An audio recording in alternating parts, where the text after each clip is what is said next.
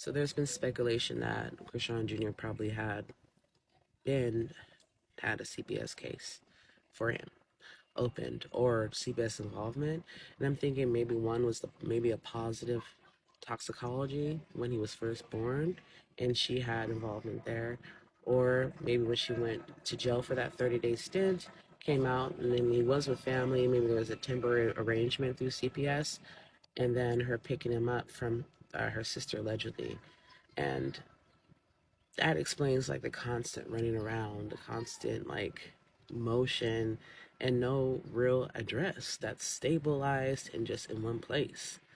So there's that. But also another thing.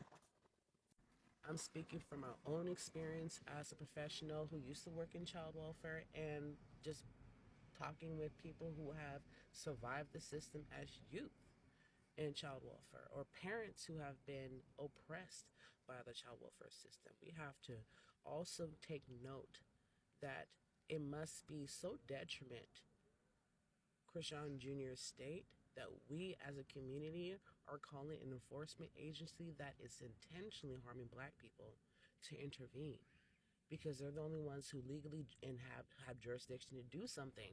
If we as a community member were to hop up and be like, hey, we're going to get Krishan Jr. because you're not doing what you're supposed to do, they're going to call the police. We're going to get considered crazy. We're going to get called kidnappers, harassers, stalkers, clout chasers, right?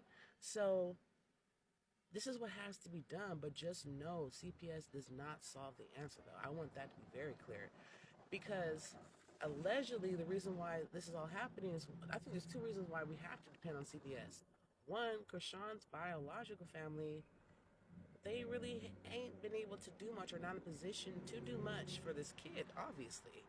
No one is able to go to court, go to probate court, go get guardianship. No one has filed for guardianship of Krishan Jr. No one has like been like, hey, let me step up, let me take custody. No one's done that, or maybe she's preventing it.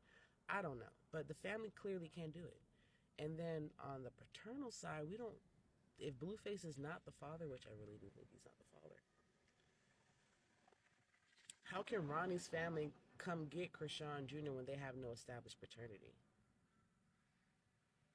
People who are not related to him can still file for guardianship. And anyone actually can file for guardianship of Krishan Jr. if they're able to show and prove that she's not fit as a mother and they can provide a home.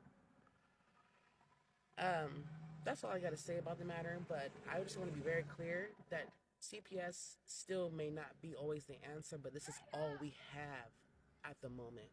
This is all we have. And with Krishan having ties to the police, it makes shit even more complicated because CPS is a sister to law enforcement. So, like, if y'all have better alternatives or solutions, please enter the chat. But we have to make sure Junior's safe regardless.